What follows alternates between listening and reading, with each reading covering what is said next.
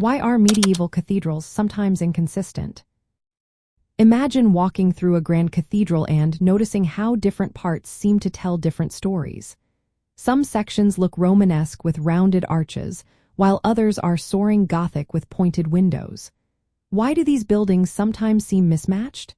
Well, the answer lies in how they were built over many years, often stretching over a century. Back in medieval times, building a cathedral was a huge task. Construction started with one part, like the choir, and then moved on to other sections. As decades passed, styles changed from the solid, heavy Romanesque to the more elegant and taller Gothic. So, later builders added new features that looked different from the original plans. This long process meant the cathedral was a patchwork of styles, reflecting the changing tastes and ideas of each era. Many master masons and craftsmen worked on these projects. Each had their own skills and ideas about how the building should look. When a new master took over, they might introduce new techniques or design elements. This could cause slight differences in the size, shape, or decoration of arches, windows, and walls.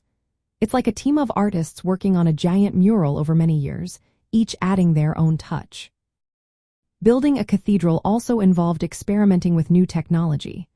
Architects and builders tried out innovations like pointed arches, ribbed vaults, and flying buttresses to make the structures taller and brighter.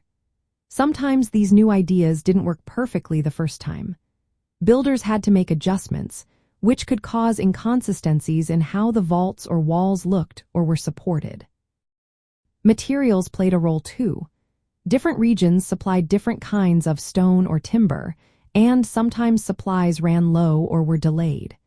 Builders had to adapt their plans to what was available.